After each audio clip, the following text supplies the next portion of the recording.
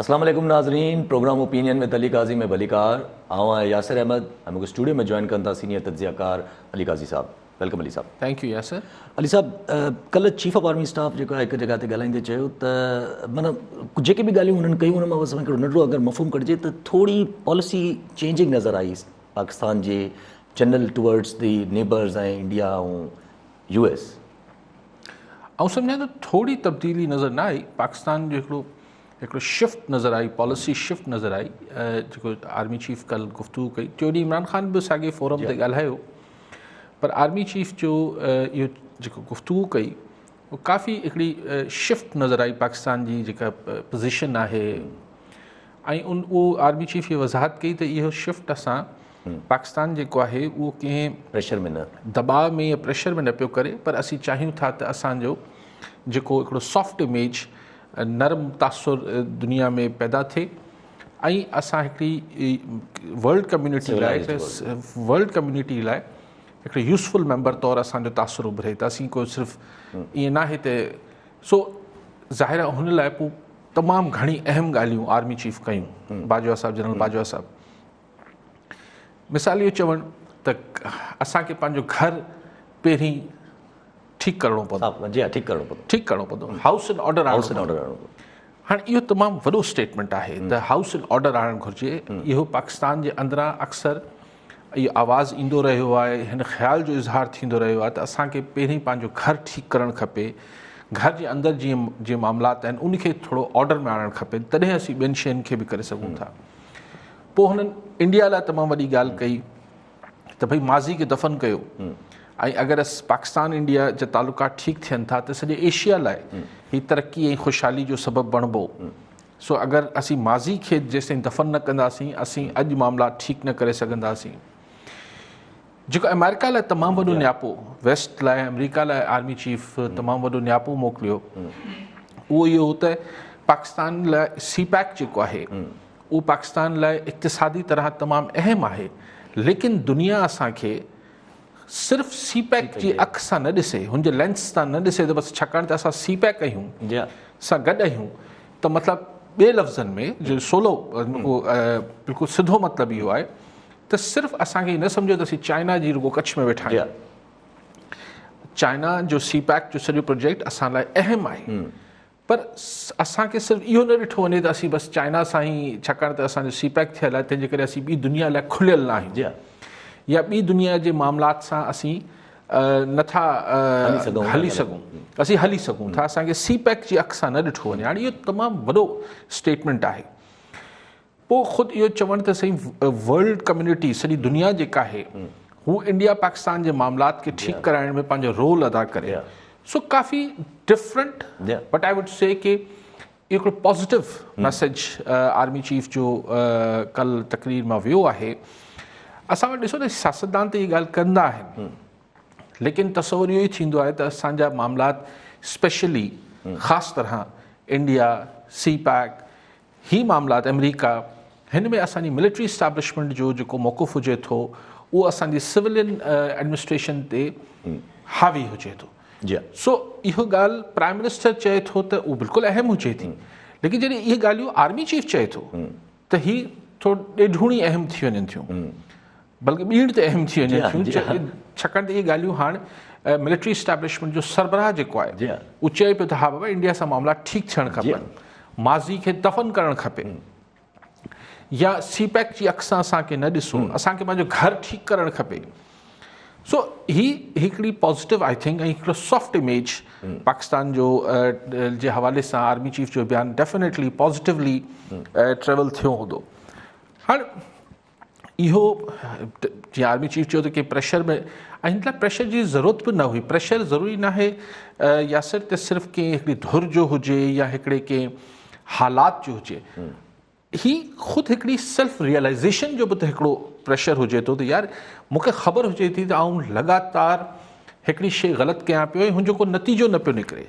सो असां वटि अगरि हे रियलाइज़ेशन आउं सम्झां थो हा त ही पाकिस्तान जी आर्मी चीफ जेको आहे उहो असांजो आर्मी चीफ अगरि इहे ॻाल्हियूं करे पियो त ही डेफिनेटली पाकिस्तान जो जेको ही इंटरनेशनल सिग्नल्स विया हूंदा, इंटरनेशनल कम्युनिटी में, बैन अल अक़वामी बिरादरी में ही जेको न्यापो वियो हूंदो ही हिकिड़ो पॉज़िटिव न्यापो, मुस्बत न्यापो वियो हूंदो त ठीकु आहे यार, इंडिया सां ठही सघिजे थो। ईअं न आहे त पाकिस्तान आर्मी तय कई वेठी आहे।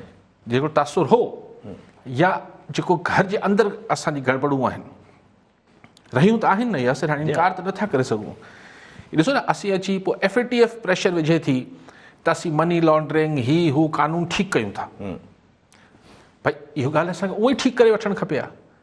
असांखे FATF जो प्रेशर जी ज़रूरत कहिड़ी हुई?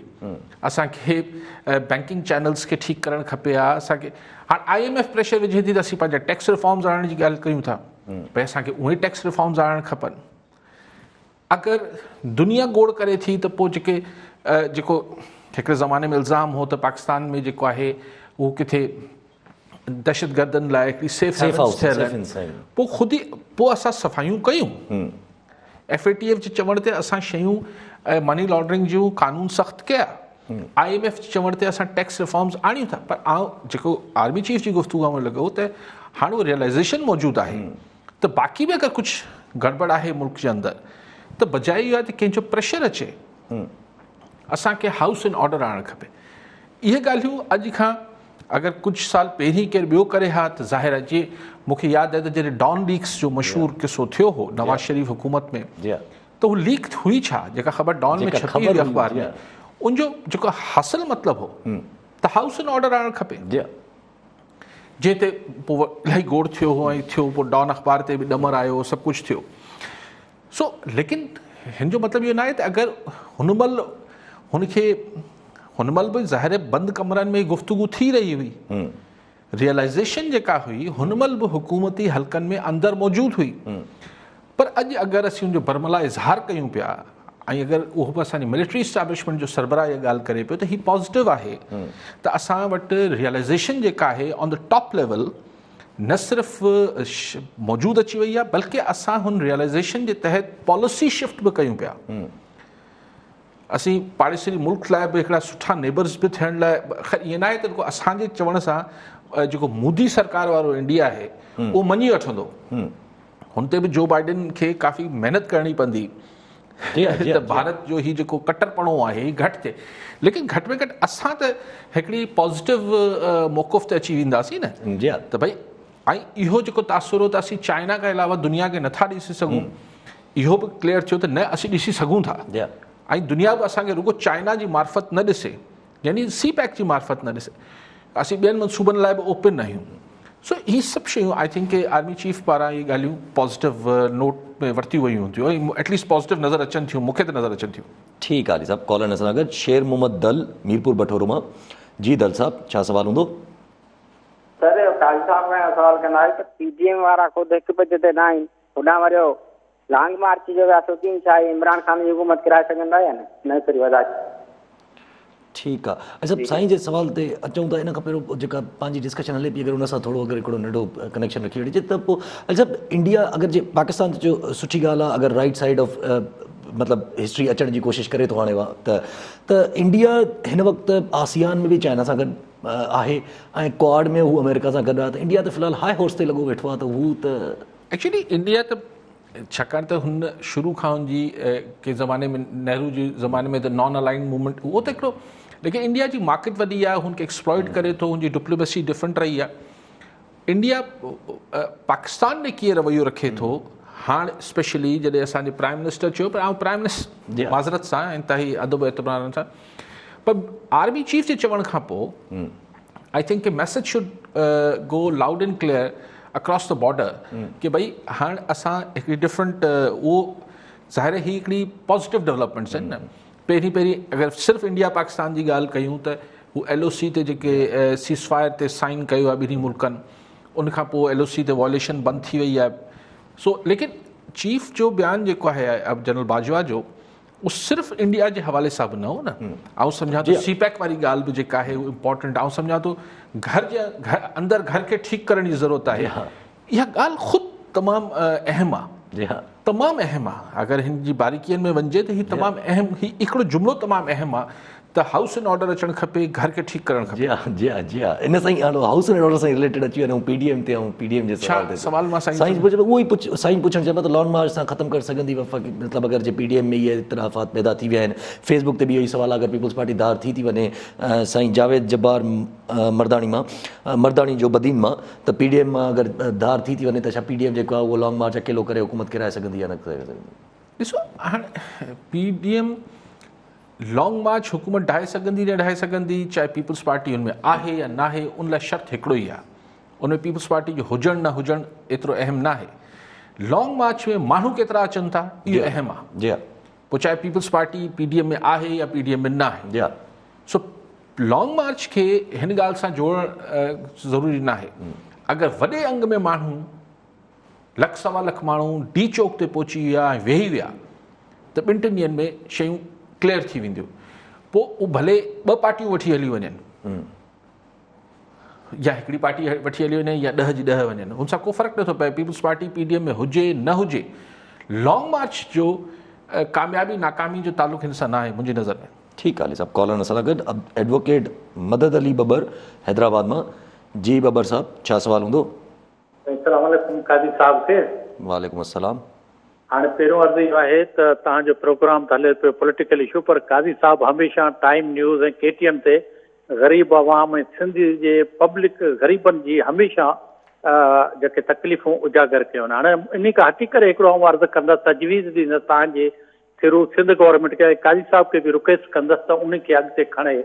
त ॿियो त कुझु न आहे, पर घटि में घटि ग़रीबनि लाइ सिंध गवर्नमेंट 10 लख रुपए जो हेल्थ कार्ड ठाहे जेके ग़रीब आहिनि, ऐं प्लस राशन कार्ड 20,000 महीने जो, त उन्हनि खे घटि में घटि दवा ऐं खाधो मिले त इहा बि हिकिड़ी वॾी नेमत आहे। ॿियूं त हाणे ॻाल्हियूं घणियूं नथा करियूं, पर इहे तजवीज़ जेकॾहिं कादी साहब इन्हनि खे खणंदो त यकीनन उन्हनि जो अॻिते रिज़ल्ट ज़रूरु निकिरंदो। महिरबानी। ठीकु आहे बबर साहब, हाणे ॾिसो इहे जेके हेल्थ कार्ड त प्राइम मिनिस्टर शुरू कया आहिनि केपी में, त सभिनी खे ॾेई छॾिया अथनि। इवन पख्तून स्पीकिंग अगरि चवनि था सिंध में बि आहिनि त उन्हनि खे बि हेल्थ कार्ड मिलंदो अगरि हू उन्हनि जो मुस्तक़िल पतो अगरि केपीके जो आहे ऐं पख्तून वेठो कराची में आहे त हुनखे बि हेल्थ कार्ड मिलंदो। जी हा, पंजाब में बि शुरू करे छॾियो अथनि।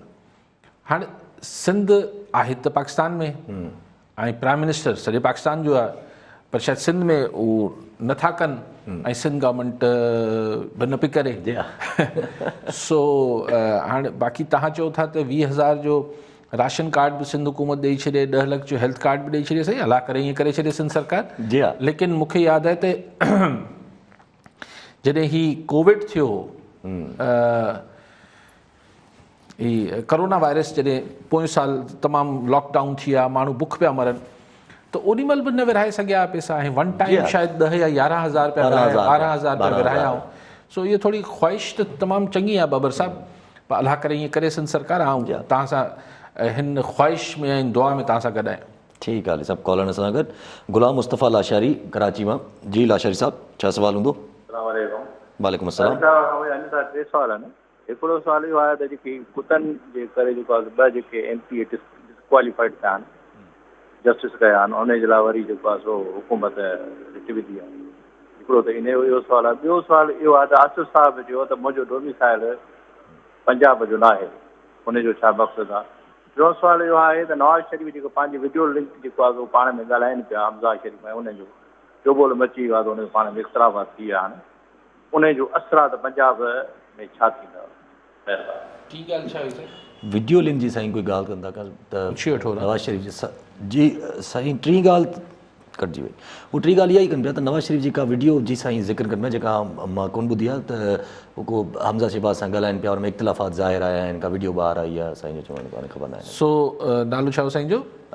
गुलाम मुस्तफ़ा लाशारी साहब। लाशारी साहब, टी ॻाल्हि त मूं वीडियो ॾिठी कोन्हे त आउं ते कॉमेंट न कंदुसि।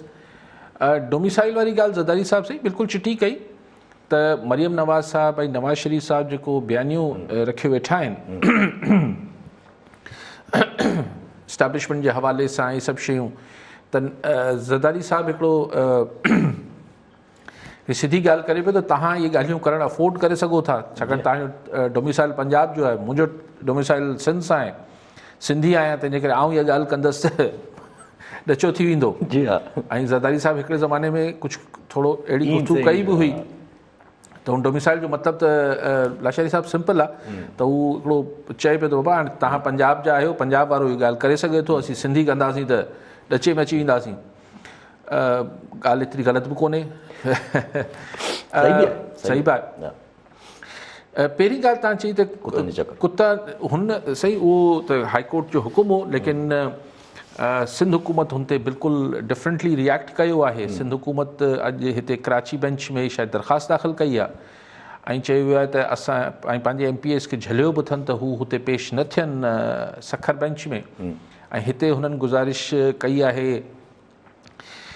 कराची बेंच में जेको सिंध हुकूमत त भई असां जो केस हेॾे, हा, फाज़िल जज साहिब ते जेके उते जा सखर वारा आहिनि उन ते हुननि एतमाद जो इज़हार कयो आहे ऐं चयो त आईंदा असांजो को बि सिंध हुकूमत जो केस हुजे त महिरबानी करे हुन फाज़िल जज साहिब ॾे न लॻायो वञे, कोई नुमाइंदो बि साम्हूं। हा, त नाराज़गी थोरी सिंध सरकार खे सवाई आहे, लेकिन हाणे जज साहिबनि खे बि ईअं सो कल इहो डिस्कशन त एकेडमिकली आहे न त छा MPA जेको आहे उहो एडमिनिस्ट्रेटिव पावर रखे थो या नथो रखे। Legally on books MPA power नथो रखे, एक्चुअली रियलिटी में यस MPA माई बाप हुजे थो, बादशाह हुजे थो पंहिंजे इलाइक़े जो, जेको सरकारी धुर जो MPA आहे। सो सरकारी धुर जो न आहे उहो त सरकारी धुर जो न आहे त उहो त ॾहूं ई अज़ाब में आहे उहो त।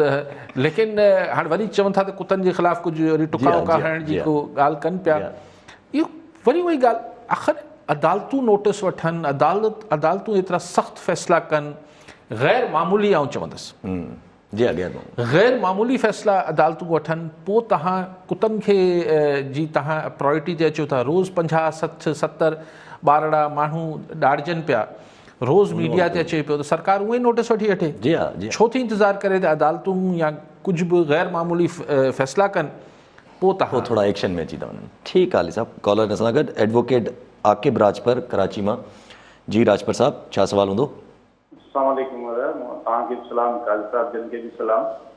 सवाल मुंहिंजो इहो आहे त अॻु ई सेनेट जी इलेक्शन थी हुई, इन खां अॻु में सेनेटरनि जो जेको प्रोसेस हो इलेक्शन जो, उन में पलवश शाह ख़ान खे हिते मुंहिंजो वोट ट्रांसफ़र करे हितां सिंध मां हुनखे सेनेटर कराए वियो, जंहिंखे ऐं पाण हुन में पिटिशनर हुयुसि। असां हुनखे चैलेंज कयो हुयो त बाबा इहा त सिंध सां ज़्यादती आहे, छाकाणि जो जेको सेनेट जो कॉन्सेप्ट आहे उहो आहे इक्वलिटीअ जे बुनियादनि ते सभिनी सूबनि जी बराबरी जी जेका नुमाइंदगी आहे। 23 सेनेटरनि जूं सीटूं आहिनि सभिनी सूबनि खे, त सूबे जो मतिलबु उते जे आवाम खे हक़ हुजणु घुरिजे हा।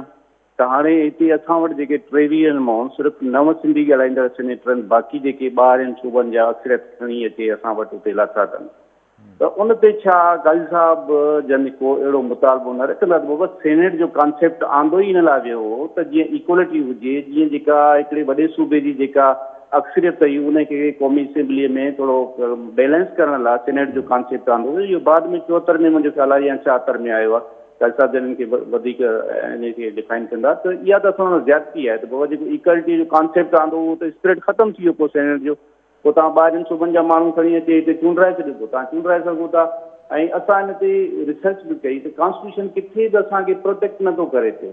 इवन करे असां हिन ते इलेक्शन कमीशन वटि वियासीं त उन्हनि चयो तव्हां हिन ते एतिराज़ नथा करे सघो। ट्राइब्यूनल में वियासीं त हुते डिसमिस थी वई, वरी हाईकोर्ट में पिटीशन वियासीं त हुते बि असांखे इन ग्राउंड ते डिसमिस कयो त भई कॉन्स्टिट्यूशन तव्हांखे किथे बि इहो प्रोटेक्शन नथो ॾिए। केॾी महिल 24 कलाक पहिरें इलेक्शन जे शेड्यूल अचण खां पहिरीं तव्हां वोट ट्रांसफर कराए किथां बि खटाए सघो था। त इन नाइंसाफ़ी जे ख़िलाफ़ भई जेको सेनेट में असांजो जेको राइट आहे इक्वलिटी वारो उहो हुजणु घुरिजे सूबनि जो। ठीकु आहे आकिब राजपर। आकिब साहब, तव्हां पाण ॻाल्हि करे वियो त कुझु मामला हुजनि था लीगल, सॉरी ख़ालिस्तन कानूनी, त वोट ट्रांसफर थी वञे थो, पोइ लीगली यू कांट स्टॉप, कानूनी तौर ते तव्हां नथा रोके सघो। हाणे हीअ त जो आहे हिकिड़ो पहलू जेको तव्हां मूंखां बहितर ॼाणीनि था, तव्हां एडवोकेट आहियो। ॿियो आहे जो इख़लाक़ी पहलू। हाणे उन में वरी ॿ ॻाल्हियूं अचनि थियूं। तव्हां चयो त 9 सिंधी सेनेटर्स जेके सिंधी ॻाल्हाईंदड़ आहिनि, बाक़ी सिंधी ॻाल्हाईंदड़ मदर टंग हुननि जी सिंधी न आहे। हाणे सिंध जी नुमाइंदगी जेका आहे हिते हिकिड़ी मल्टीलिंगुअल ज़ाहिर सोसाइटी आहे, हिन में हाणे उर्दू ॻाल्हाईंदड़ बि रहनि था, पंजाबी ॻाल्हाईंदड़ बि रहनि था, पश्तो ॻाल्हाईंदड़ बि रहनि था। सो क्वेश्चन इहो आहे त हिते इहो जेको तव्हां मुआज़नो कयो पिया, इहा पलवशा खान वारे उन ते थोरो ई रेलेवेंट न आहे। तव्हां जेके ॻाल्हि कयो पिया ऐं उन ते सिधो अचां पियो त भई तव्हां किथां बि दुनिया में हिकिड़ा माण्हू झलियो था, उन्हनि खे तव्हां अची ओचितो हितां तव्हां हुनजो ठारायो था, वोट एंट्री करायो था ऐं सिंध जी नुमाइंदगी हुनखे ॾेई छॾियो था। इहो छा आहे? अगरि पलवशा खान कराची जी या हैदराबाद जी या सखर या XYZ सिंध में किथे रहंदड़ हुजे हा, पोइ चलो हुनजी मदर टंग कहिड़ी बि हुजे, पाण हुन ॻाल्हि में नथा फ़िलहाल पऊं। जेका ॻाल्हि राजपूत साहिबु करणु चाहे पियो, ॾिसो एतिरी ई ॻाल्हि ते आऊं ॻाल्हि कयां पियो, ॿियूं ॻाल्हियूं त नथा कयूं न, छाकाणि त ॻाल्हि जेका तव्हां कयो पिया उहा सही आहे, पर एतिरी ई कयो त ही तव्हां ओवरनाइट हिकिड़ो ओचितो माण्हू KP मां झलींदो, हिकिड़ो तव्हां पंहिंजा, छाकाणि त तव्हां चओ था त असीं हिकिड़ी नेशनल पार्टी आहियूं, त पोइ नेशनल अगरि तव्हां पार्टी आहियो पीपल्स पार्टी, त पोइ महिरबानी कयो त हिकिड़ो हंधि सिंधी या सिंध जो माण्हू खे पंजाब मां बि चूंडाए वठो, हिकिड़े हंधि खे KP मां बि चूंडाए वठो, पर उते तव्हां चूंडाए नथो सघो छाकाणि तव्हांजा एतिरा वोट न आहिनि ई थोरा, त हिकिड़ो हंधि सेनेटर अचे थो त उहो तव्हां हुते जो ई चूंडायो था। त पोइ इहो हिते जे माण्हुनि जी ज़ाहिर आहे, हिते जे माण्हुनि में बि कंहिंखे मिलणी आहे सेनेटरी, उहो त ज़ाहिर हुननि खे ई मिलणी आहे, पार्टी ऐं थियणु बि खपे, ज़ाहिर हुनजी पार्टी जा हमदर्द या कारकुन ई थींदा। त आऊं तव्हां सां हिन एतिरे नुक़्ते ते इतफ़ाक़ थो कयां राजपूत साहिबु, त हीउ ओचितो हिकु लैंड थियनि था, त भई हुनी ख़बर आई आहे की जेको आहे हिकिड़ो माण्हू पंजाब मां अचे पियो या फलाणे हंधा अचे पियो, त इहो थोरो सिंध मां बि केॾी महिल पीपल्स पार्टी खणी वञे, नेशनल पार्टी आहे त पंजाब मां चूंडाए वठे। थोरो घणो हेॾे होॾे करे छॾे। ठीकु आहे सभु कॉलर हिन सां गॾु अख़्तर मैसर पीरकोट मां। जी मैसर साहिबु, छा सुवाल हूंदो? जी, शयूं कहिड़े नमूने ज़ाहिर थियनि थियूं या ॾिसजनि थियूं उहो ज़रूरी न आहे। शयूं तव्हां कीअं था ॾिसो, इहा ओपिनियन आहे, इहा आहे। जीअं तव्हां चवंदा हो त सिर्फ़ु वारो मिलियो नवाज़ लीग खे, इलेक्शन जो ऐलान थियो त नवाज़ लीग पंजाब खे धोई छॾींदी, धोई भई कोन छॾींदी, भाॻोड़े जे इन जो जेको आहे ईअं कोन थींदो। ऐं इहो आहे त शीत मिसाल ॾींदा आहिनि त नदीअ में पीउ पंहिंजी धीउ खे वठी पियो वञे, जॾहिं विच दरिया में सीर में तेज़ हुए त पीउ पंहिंजे धीउ खे थो चवे त पुट तूं मुंहिंजो हथु छॾ, धीउ थी चवे पीउ खे त बाबा मां तुंहिंजो हथु छॾियां थी, तूं मूंखे पकड़। त पीउ थो चए पुट हिकु ई ॻाल्हि आहे, मां पकड़ियो या तूं पकड़ियो, की न मुंहिंजो हथु तेज़ बहाव में टुटी सघे थो, पर जेकॾहिं तुंहिंजो हथु मूं में हूंदो त तूं मूंखे न छॾे सघंदे। पर हिते त नवाज़ शरीफ़ त धीउ खे बि छॾे भॼी वियो आहे। हीअ त जेको आहे अल्ताफ़ आहे, हिन में त मौजूदु कोई बि फ़र्क़ु न आहे। पीपल्स पार्टी हिननि खे ईअं आहे जीअं अंधे जी लठ, पीपल्स पार्टीअ खां सवाइ त हे कुझु बि कोन करे सघंदा। ऐं मूंखे नथो नज़र अचे त को नवाज़ लीग बि हिन सां मौलाना सां गॾिजी भले 2 लख खणी 5 लख माण्हू गॾु करे, ऐं जेके धोई छॾींदा, जेके नवाज़ शरीफ़ खे धोअण वारा आहिनि उहे हिनखे कोन बख़्शींदा। ठीकु आहे मैसर साहिबु। मैसर साहिबु, जेका ॻाल्हि तव्हां शुरू में कई त असां ओपिनियन ॾियूं था, त जीअं शयूं ओपिनियन छा हूंदो, जीअं तव्हांखे महसूसु थिए थो, जीअं तव्हांखे नज़र अचे थो। जीअं तव्हांखे हींअर नज़र अचे पियो त ईअं कुझु न आहे, इहो तव्हांजो ओपिनियन आहे। मुंहिंजो ओपिनियन ईअं आहे। मां शहीद बीबी सां वेठो हुउसि दुबई में, हाणे ॻाल्हि थी वई आहे त मुख़्तसिर तकड़ में करे वठां। जलावतन थियल हुई, हाणे अचण वारी हुई पाकिस्तान में, साल खनि हो वञा, त मूंखे चई त क्या हुन महिल ताईं नवाज़ शरीफ़ लंडन वेठो हो, हुते सऊदी अरब में हो, मुशर्रफ जो दौर हो। मूंखे चई क्या होगा, क्या देखते हैं, तो मुँह चयोमांसि बीबी जिस दिन नवाज शरीफ पंजाब के किसी एयरपोर्ट पे उतरा और इलेक्शन हुई, पंजाब वो धो देगा, स्वीप कर देगा, जैसे आपने 88 में सिंध को स्वीप किया था। तो बीबी चई आप तो खाम में इस तरह बातें करते जे। बीबी जो ज़ाहिर है, बीबी के चवण आहे, बीबी मूंखां ज़ाहिर आहे को उनजे वेझो बि न आहे, उनजी सोच ऐं फ़हम जेको बीबी जो। त बीबी मूंखे चयो त ऐसा नहीं है। पोइ हिकिड़े हमरा के सच कयूं, शायद कश्मीर जो वारा किथे, चाहिए ये काई साहब है हमारे पास सिंध से आए, ये ऐसा कह रहे, तो हम चयो नहीं बीबी पंजाब ऐसे वैसे। खैर ॻाल्हि ख़तमु थी। छा थियो, नवाज शरीफ़ आयो, इलेक्शन खां केतिरा ॾींहं अॻु आयो, 2 भाइर डिस्क्वालीफाई थी विया, बीबी शहीद थी वई। हिननि हिकिड़ो दफ़ो बाइकआउट जी ॻाल्हि कई नवाज़ लीग, ॿियो दफ़ो वरी जे बीबी शहीद थी वरी चयो त असीं बाइकआउट था कयूं। सॼा विनिंग कैंडिडेट नवाज़ लीग जा सभु जेके भोतार हुआ पंजाब जा, उहे सभु जा सभु क्यू लीग में वेठा हुआ। जी हा, ईअं हो न साईं। 2018 जी इलेक्शन में छा थियो, पंजाब में अक्सरियत कंहिंखे आई, धोई न सघिया, छाकाणि त ही सभु यानी क़यादत डिस्क्वालीफाई थियल हुई। विनिंग कैंडिडेट्स जेके भोतार हुआ पंजाब जा, क्यू लीग सां हुआ। मुशरफ मथे वेठो हो, त इन खे ई धोइण चइबो, ॿियो धोइण खे छा चइबो आहे साईं। सो इहो मुंहिंजो ओपिनियन हो, मुंहिंजो अॼु इहो ओपिनियन आहे। मैसर साहब चए थो न आउं ग़लति आहियां, इहो तव्हांजो ओपिनियन आहे। सो इहो त मैसर साहब हिकु ॿिए खे मतिलबु हाणे थी सघे थो आउं ग़लति हुजां। इमरान ख़ान खे मूं 2013 में छो डिघी ॻाल्हि थी वेंदी। ॾिसो ओपिनियन आहिनि न, इहो मूं कॾहिं दावा कई आहे त आउं नजूमी आहियां, मूं इहा करे दावा ई न कई आहे। हीअ मुंहिंजो ओपिनियन राय आहे, थी सघे थो ग़लति हूंदो, चवंदासीं ग़लति आहे। जी हा, जी हा। कहिड़ी ॻाल्हि थी, शर्त थोरी आई आहे। अली साहब, पाण सवाल फेसबुक तां हिकिड़ो वठी थो छॾियो। पहिरें असां जेको सवाल जेका डिस्कशन हुई उन सां रिलेटेड उन सां रिलेटेड हिकिड़ो सवाल आहे, त उहो फेसबुक तां खणो पहिरियों। सनाउल्ला शर साहब शहर नाहे लिखियो, उनजो सवाल इहो आहे त आर्मी चीफ जे बयान मुताबिक़ अंदरूनी मामलात हल करणु खपनि, त छा मिसिंग पर्सन जो मसइलो बि हल थींदे नज़र अचे थो, छो त बलोचनि जो अहम मसइलो आहे जंहिं सबबु हू इस्टेब्लिशमेंट जा मुखालिफ़ आहिनि। तफ़सील त आर्मी चीफ कोन बयानु कई आहे त वॉट एग्ज़ैक्टली ही मीन्स बाय दिस के हाउस एंड ऑर्डर अचणु खपे या अंदरूनी घर के ठीकु करणु खपे। में सभु शयूं अचनि थियूं, नंढी खां वठी वॾी शयूं अचनि थियूं। कीअं प्रायोरिटाइज़ कनि था, कीअं कनि था, इहो त हाणे आर्मी चीफ खे ख़बर हूंदी। आउं शर साहब हिन जो जवाबु नथो ॾेई सघां। ठीकु आहे, उहो वक़्त सां गॾु साम्हूं अची बि वेंदो। ठीकु आहे अली साहब। अच्छा, पाण अॻिते वधूं। पर हीअ थियणु खपनि।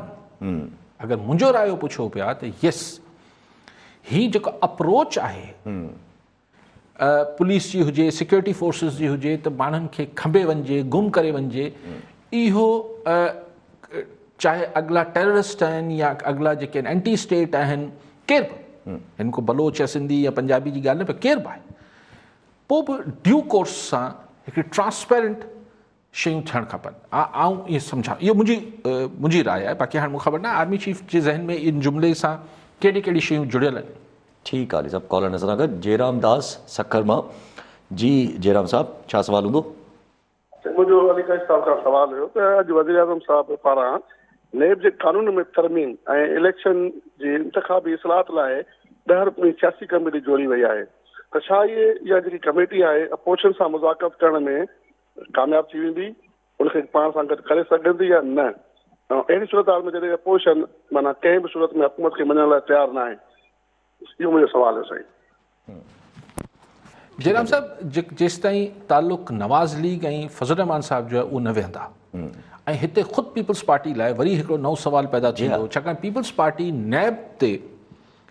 नैब में अगरि तव्हां चओ था त उन ते बि इस्लाहात जी ॻाल्हि थिए पई, त उन में पीपल्स पार्टी इंट्रस्टेड हूंदी त हू पंहिंजो इनपुट ॾे। लेकिन PDM जूं ॿियूं जमातूं, ख़ासि तौर ते वॾी जमातूं जेके आहिनि, नवाज़ लीग ऐं मौलाना फज़ल रहमान, मां नामुमकिन दुनिया में का शइ न हूंदी आहे, पर आउं हमेशह हिकिड़ो जुमिलो चवंदो आहियां त मूंखे तमामु घणी हैरत थींदी अगरि नवाज़ लीग या JUIF या PDM जी ॿियूं जमातूं, इहे वॾी जमातूं, इहे तमामु घणी हैरत थींदी मूंखे त इहे हिन हुकूमती कमेटी सां गॾु डायलॉग कनि, जीअं पार्लियामेंटी कमेटी पीपल्स पार्टी अगरि डायलॉग लाइ हामी भरी त मूंखे का घणी हैरत न थींदी। ठीकु आहे, ठीकु आहे अली साहब। कॉलर नज़र अगरि नरेंद्र कुमार मीरपुर ख़ास मां। जी नरेंद्र साहब, छा सवाल हूंदो? साईं सलाम वालेकुम। वालेकुम अस्सलाम। सर, मुंहिंजो सवाल इहो आहे त आउं primary teacher, retire primary teacher आहियां, ऐं असांजो ग्रुप इंश्योरेंस कटबो हो पूरी सर्विस में, ऐं उहे रिटायरमेंट खां पोइ उस्तादनि खे पैसा मिलणा हुआ, पर हाणे ख़बर पई आहे त सिंध हुकूमत 2002 खां उहे इंश्योरेंस वारनि खे जमा ई कोन कराया आहिनि। उन जे बारे में साईं अली साहब थोरो पुछणो आहे, इहो छा आहे? ठीकु आहे साईं, अगरि ईअं थियो आहे नरेंद्र कुमार साहब जीअं तव्हां चओ पिया त हिते ठगी आहे, जालसाज़ी आहे। हाणे 2002 खां केतिरी हुकूमतूं आयूं हली वियूं, अगरि तव्हांजा पैसा कटींदा रहिया आहिनि ऐं उहो सरकार इंश्योरेंस कंपनी खे न ॾिना आहिनि त पोइ ठगी आहे, पोइ तव्हां कोर्ट में वञो। जी हा, अगरि ईअं आहे, मूंखे ख़बर न आहे, सही हीअ त सही सादी जालसाज़ी आहे। ॿियो कुझु आहे कोन। ठीकु आहे साहब। अच्छा, पाण ऑपोज़िशन जे अगरि नैरेटिव PTM जे अगरि मसइले ते जेको हुन में छेड़छाड़ लॻी पई आहे त भई अलॻि थियनि था, नथा थियनि, टुटनि था, नथा टुटनि। अॼु मौलाना फज़ल रहमान वरी मीडिया सां ॻाल्हाईंदे चयो त चई ऐवान में ई वेहणो आहे त पोइ PTM छा जे लाइ ठही।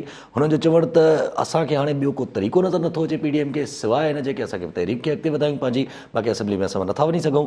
हुनजो चवणु त पंहिंजो माना हिकिड़े क़िस्म जी ॻाल्हि कई अथऊं त पंहिंजी पीपल्स पार्टी खां उमेद बि लॻाई अथऊं त पीपल्स पार्टी जेको आहे उहो तजवीज़ असांजी मञींदी, जेका मां तजवीज़ रखी हुई त पहिरें मरहले में असां नेशनल असेंबली मां इस्तीफ़ा ॾियूं, ॿिए मरहले में असां बक़ायन असेंबलीज़ मां इस्तीफ़ा ॾियूं ऐं आख़िरी मरहले में असां वञी सिंध असेंबली मां इस्तीफ़ा ॾियूं।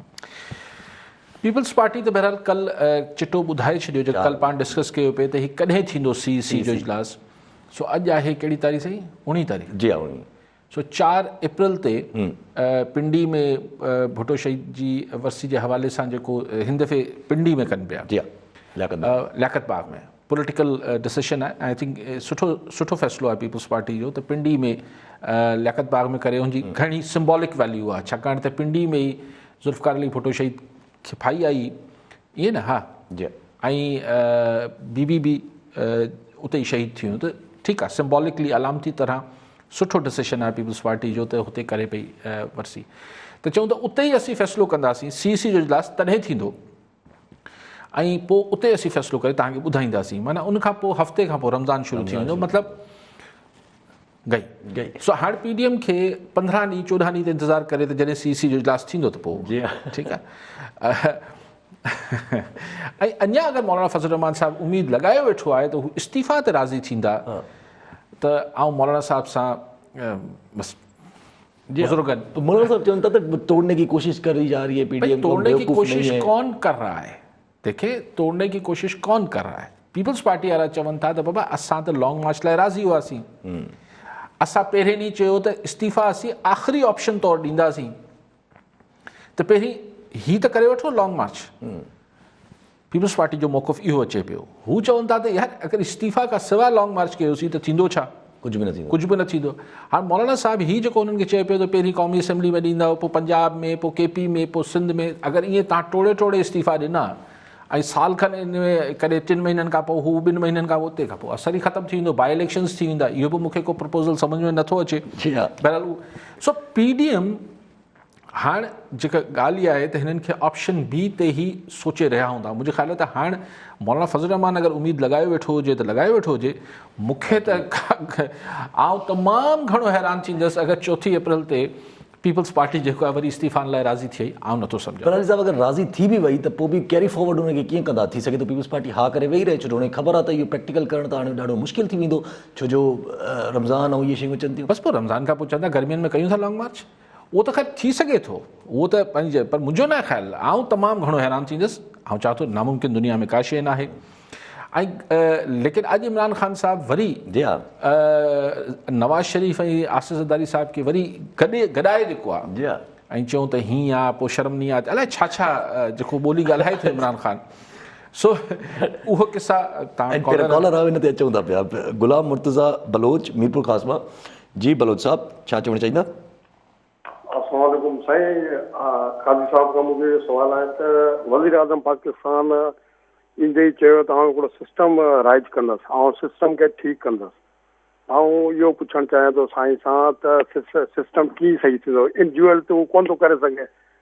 हाणे मूंखे यादि आहे 2017 में साईं मुराद अली शाह साहिबु CM आहे। साईं मुराद अली शाह साहिबु एजुकेशन में एमरजेंसी नाफ़िज़ कई ऐं एमरजेंसी नाफ़िज़ कई ऐं उनजी तमामु सुठी मौत मिली। ऑनरेबल ऑफिसर आया, उन्हनि पंहिंजो किरदारु अदा कयो। जेके ड्यूटी ते 10-11 लॻे वेंदा उहे 8 लॻे 7:30 पुॼी वेंदा। त जेसीं वज़ीर आज़म पाकिस्तान सिंध सां सहकार न कंदो सिस्टम ठीकु कोन थींदो, छो जो हीउ सिस्टम जी ॻाल्हि करे थो। सिस्टम ईअं कोन सही थींदो आहे। 4 सूबनि खे 5 सूबनि खे पाण सां गॾु विहारे उन्हनि खे माना रिक्वेस्ट करे त बाबा हिते जेको बिगाड़ आहे, जेकी करप्शन आहे, इनखे कीअं रोकिजे। उन हवाले सां उन्हनि जी राय वठी पोइ हिकिड़ो सिस्टम ठीकु आहे। सही, ठीकु आहे। तव्हांजी बलोच साहिब सलाह आहे। इमरान ख़ान साहिबु हू इल्ज़ाम हणे थो त ही धुरियूं करप्शन में इन्वॉल्व आहिनि। जी हा, इल्ज़ाम हणे थो। जी हा। त त हाणे जंहिं ते इल्ज़ाम हुजे त हू करप्ट आहे उन खां वेही सलाह वठंदो इमरान ख़ान त मूंखे करप्शन ख़तमु कीअं थींदो, उहो सलाह वठंदो ई कोन न सर। सो हाणे छाकाणि त हुनजो इल्ज़ाम ई आहे। इमरान ख़ान साहिबु चए थो त बाबा मूंखे तव्हां वोट ॾिनो, वोटर ऐं मुंहिंजे दरमियान मुआहिदो आहे 5 सालनि जो। तव्हां 5 सालनि खां पोइ मूंखां पुछिजो त मूं तव्हांखे सिस्टम ठीकु करे ॾिनो आहे या न ॾिनो आहे। सो 2.25 साल थी विया आहिनि।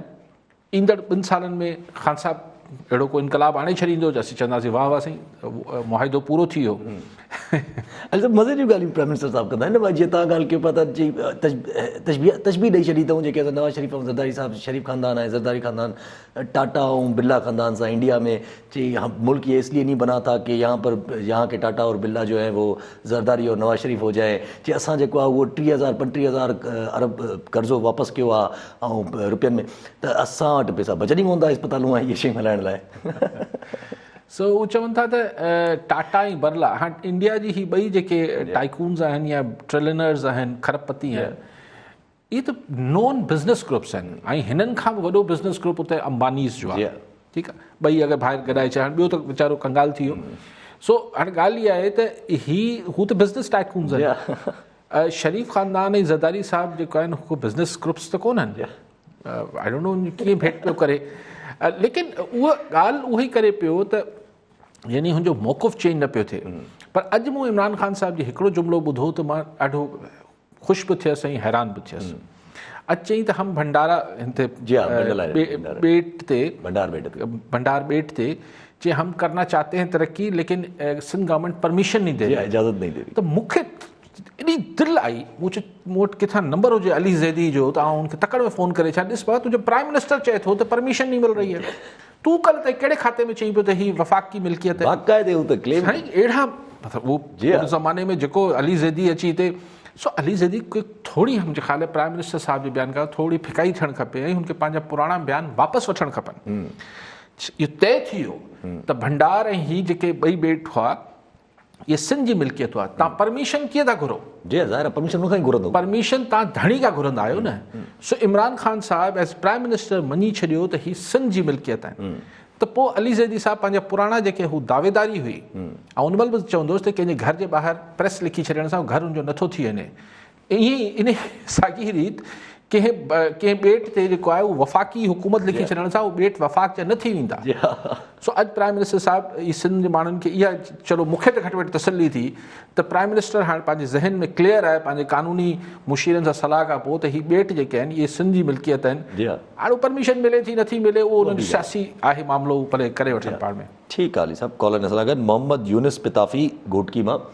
जी पिताफ़ी साहिबु, छा सवाल हूंदो? हा साईं, मुंहिंजो अर्ज़ु इहो आहे त जहिड़ी PPR आहे PDM में इहो मुश्तरका न हुया ऐं इस्तीफ़ान ते राज़ी न हुया त पोइ PDM में छो गॾिया? ठीकु आहे, PDM छो ठही आहे। इन सां रिलेटेड अगरि रखी छॾियूं त गुलशन शर साहिबु फेसबुक ते सांगड़ मां सवाल कयो त PDM जे इस्तीफ़ान वारे मामले खे ड्रॉप सीन त थी वियो, ही सीरियल जी आख़िरी किस्त हुई या अभी पार्टी है बरक़रार? न, अभी पार्टी है। ऐं ॻाल्हि इहा आहे त PDM में छो शामिलु थिया, सही हाणे उहो वक़्तु जी तक़ाज़ा हुजे थी, उन महिल शायदि सभिनी खे ज़रूरत महसूसु थी पए, प्रेशर सवायो हो। हाणे शायदि किथे कंहिंखे महसूसु थींदो हूंदो त ओतिरी ज़रूरत न रही आहे जो एतिरो वॾो क़दम खणिजे। लेकिन पार्टी शुरू आहे तॾहिं त मरियम नवाज़ खे वरी 26 तारीख़ ते ॿिए केस में घुरायो। मूं कल्ह बि गुज़ारिश कई त हिन ॻाल्हि खे तव्हां ख़ारिज जो इम्कान नथा कराए ॾेई सघो त मरियम साहिबा खे हुन ॾींहुं विहारे छॾी। जी हा, मुंहिंजो ख़्यालु आहे त मरियम साहिबा बि तयारी करे वेंदी 26 तारीख़ ते, पंहिंजा सामान वामान खणी वेंदी। छाकाणि त हाणे अलाए हिन दफ़े पोएं भेरे त जेको मरियम नवाज़ ॿुधायो त नैब जी हिरासत में जेको कुझु हुन सां थियो हो, शायदि खाका नवाज़ी जे मथां बि हिकिड़ो नयो केस खुलण जी ॻाल्हि थी हले। सभु थींदा हाणे मतिलबु, छाकाणि त मूं कल्ह बि चयो न अगरि तव्हांजो मुख़ालिफ़ कमज़ोर थियो आहे त तव्हां अञा हुनखे वापसि टाइम थोरी ॾींदा आहियो रीग्रुप करे या जॾहिं नंढा हूंदासीं झेड़ो थींदो त अगरि को मुख़ालिफ़ जेको आहे थोरो इहे पेर हुनजा लुॾंदा त पोइ तकड़ में हुनखे ॿ टे धकड़ बाद किरी पए। सो हाणे इहा जेका PDM लुॾे पई, हिन महिल सरकार त अञा ॿ टे धक सवाइ हणंदी न। लेकिन सरकार त सरकार आहे। अॼु फवाद चौधरी जो तव्हां बयानु कयो, ट्वीट कयो अथसि जस्टिस फाइज़ ईसा जे लाइ, मताम न मञियो वफ़ाक़ी वज़ीर सुप्रीम कोर्ट जे जज ते, सिटिंग जज ते चए थो आपका गॉड फादर चौधरी इफ्तिखार बनने आपको उसके फुट स्टेप पे चलना है तो फिर आप सियासत में आ जाएं। सेकंड मोस्ट सीनियर जस्टिस हिन वक्त सिर्फ जस्टिस उमर दयाल बंदयाल ऐं चीफ जस्टिस। बहरहाल मता न मञो, वफ़ाक़ी वज़ारत में केॾो दम आहे त सिटिंग सुप्रीम कोर्ट जे जस्टिस खे जेको ॻाल्हाए पियो फवाद चौधरी साहब, ये वक्त भी आना था। जी हाँ, ॾिसो वरी सभु प्राइम मिनिस्टर जो ही स्टेप बि हाणे माना हिकिड़ो क़िस्म जो PDM थदी थी, वरी प्राइम मिनिस्टर साहब हाणे वरी नज़र अॼु जेका मीटिंग में माना ॻाल्हियूं हलनि थियूं पियूं त प्राइम मिनिस्टर साहब एडजस्ट कनि था पिया पंहिंजे इतिहादनि खे, बाप पार्टी खे वरी 2 या वधीक मिनिस्ट्रियूं मिलनि थियूं पियूं, MQM खे बि हिकिड़ी स्टेट मिनिस्ट्री ॾियनि था विया। असीं इहो के सम्झायो हूंदो त हाणे सिर्फ़ु ईअं न कयो, इतिहादी तव्हां सां बीठा आहिनि नो कॉन्फिडेंस में बि ऐं सभिनी ॻाल्हियुनि में, त तव्हां महिरबानी कयो हिननि खे हाणे वादा पूरा कयो। मुंहिंजे ख़्याल GDA खे बि कुझु ॾियणु खपे। जी हा, अच्छा नंढिड़ो अगरि कॉमेंट वठी वठूं, छो टाइम सां घटि आहे, नंढिड़ो कॉमेंट त ई जेके 3 सरकारी हॉस्पिटल जेके असांजी वफ़ाक़ कंट्रोल मतिलबु वफ़ाक़ वटि हुयूं, वफ़ाक़ उनजे ख़िलाफ़ु मतिलबु उनजे मथां वोट मां उहा ई ॻाल्हि ॾिसो न, वफ़ाक़ ऐं सिंध जे दरमियान शयूं PDM पंहिंजी जाइ ते आहे। जेके एडमिनिस्ट्रेटिव इशूज़ आहिनि, यानी ही तव्हां 3 हॉस्पिटल्स ते हू चवनि था बोर्ड ऑफ गवर्नर्स हलाईंदा, बोर्ड ऑफ गवर्नर्स किथां ही सरकारी अस्पतालूं हलाईंदा, पर इहे एडमिनिस्ट्रेटिव इशूज़ बि ॿिन्ही जे दरमियान सिंध ऐं वफ़ाक़ जे दरमियान मुस्तक़िल रहंदा। ऐं नैरेटिव जो बि जेको इमरान ख़ान अॼु ॻाल्हायो ज़रदारी साहब ते, माना हिन सभु PDM वारे मामले जे बावजूदि सिंध ऐं वफ़ाक़ जे दरमियान जेको इख़्तिलाफ़ या जेको बि तकरार, जेको लफ़्ज़ तव्हां चओ, उहो बरक़रार रहंदो। ठीकु आहे अली साहब, वरी महिरबानी अली साहब। नाज़रीन, अॼु जे प्रोग्राम जो वक़्तु पूरो थियो, वरी मिलंदासीं ईंदड़ प्रोग्राम में। दुआ में यादि।